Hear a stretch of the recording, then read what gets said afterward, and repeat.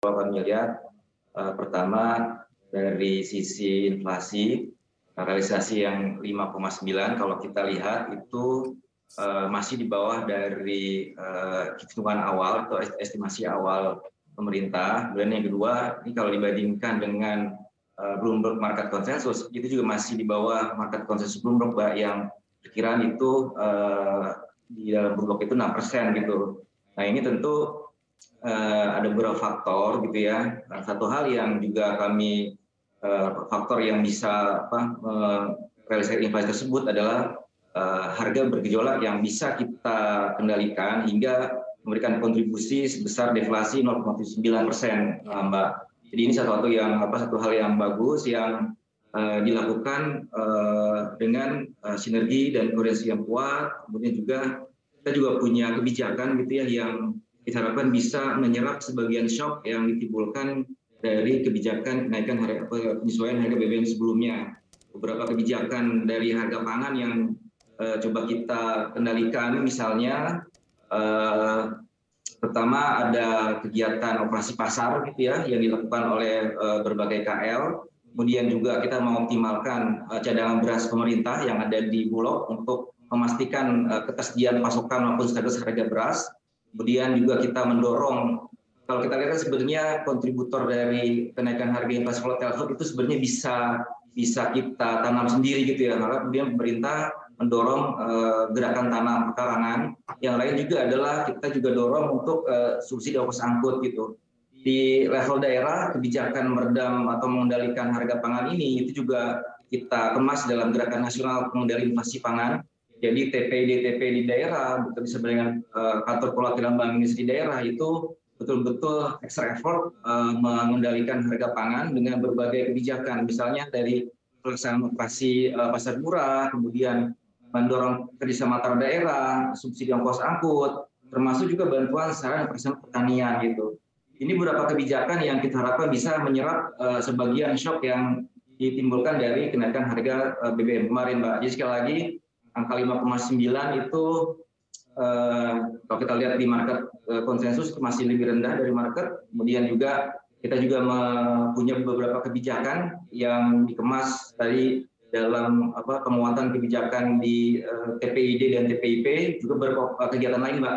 Tadi operasi pasar, kemudian subsidi ongkos angkut dan seterusnya. Yang lain juga adalah tadi karena daerah punya peran penting di dalam pengendalian inflasi ini, pemerintah juga memberikan reward bagi daerah yang betul-betul serius dan betul-betul bisa mengendalikan inflasinya gitu dengan tadi pemberian insentif dalam bentuk dana insentif daerah. Ini kita harapkan bisa memberikan motivasi yang kuat kepada daerah untuk bisa betul-betul menjaga inflasi, khususnya yang di pangan. Mungkin itu dari kami, sempat di point out terkait dengan sinergitas antara moneter dan juga fiskal. Ini seperti apa, Pak Ferry? Tadi Anda katakan begitu sudah melakukan langkah-langkah yang bisa dilakukan oleh pemerintah untuk meredam inflasi, tapi tentu ke depannya ini perlu strategi yang lebih matang lagi. Seperti apa, Pak Ferry? Baik, Pak. Pertama untuk inflasi itu sinergi dari fiskal, moneter. Mungkin satu lagi juga, Mbak, sektorial gitu ya, atau kebijakan sektoral gitu ya. Jadi kita memang mengoptimalkan 3 kebijakan ini, dan itu sekali lagi punya wadah yang sudah terlembagakan, Mbak. Kita punya tim pengendali inflasi pusat dan tim pengendali inflasi daerah. Jadi semua kebijakan itu kita koordinasikan dan kita diskusikan di dalam wadah TPIP dan TPID ini gitu. Dan dalam beberapa kesempatan sebenarnya misalnya dalam pertemuan di Rakornas pengendalian inflasi tahun 2022 maupun rapat terbatas antara Bapak Presiden dengan daerah maupun dengan kementerian lembaga terkait, itu juga beberapa hal tadi yang diadres oleh Pak Sutrisno misalnya sudah coba kita address ya, coba kita mitigasi. Misalnya tadi terkait dengan sektor transportasi. Jadi memang, Mbak, waktu kita menghitung dampak kenaikan harga BBM itu salah satu yang kita hitung adalah dampaknya terhadap sektor transportasi. Atau kalau bahasa kita teknisnya adalah second round dari dampak kenaikan harga BBM ini. Sehingga untuk itu ada beberapa kebijakan gitu yang kita lakukan untuk memitigasi baik kenaikan atau dampak terhadap sektor transportasi maupun tadi dampak terhadap daya beli masyarakat. Nah, dalam hal misalnya untuk sektor transportasi itu kita memberikan arahan kepada kepala daerah untuk mengoptimalkan belanja tidak terduga yang ada dalam APBD. Karena kalau kami lihat di dalam data per September misalnya, space itu masih cukup luas, Mbak.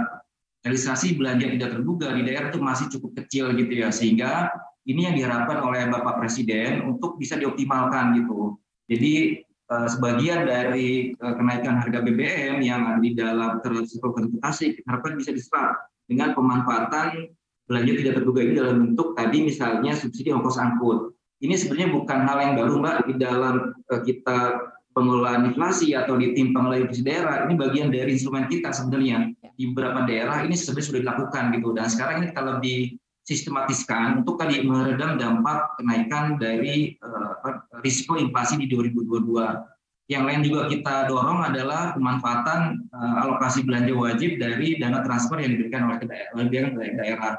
Jadi sesuai dengan peraturan Menteri Keuangan itu 2% dari dana transfer umum yang diberikan ke daerah itu harus dialokasikan buat penanganan atau mitigasi dari dampak inflasi. Per realisasi 30 September, kalau di catatan kami, berdasarkan data Kementerian Keuangan, ini sudah ada sekitar 3,47 triliun alokasi dari dana transfer umum ini yang dialokasikan untuk penanganan atau mitigasi dari kenaikan risiko inflasi. Sebagian dari belanja ini itu tadi sebagaimana disampaikan juga oleh Pak Sutrisno, itu sebagian dialokasikan di dalam bentuk bantuan sosial, kemudian yang kedua adalah subsidi sektor transportasi, yang ketiga adalah penciptaan lapangan kerja. Jadi apa yang dilakukan di daerah ini inline dengan yang juga kita berikan di pusat dalam bentuk belanja BLT sektor transportasi maupun juga bantuan subsidi upah. Jadi kenaikan harga sektor transportasinya itu kita coba mitigasi dengan pemanfaatan subsidi ongkos angkut atau biaya distribusi, kemudian kenaikan pengaruh ke daya belinya itu coba kita redam dalam bentuk tadi belanja BLT dari APBN maupun belanja subsidi upah, dan dari daerah kita juga optimalkan untuk melalui bantuan belanja tidak terduga maupun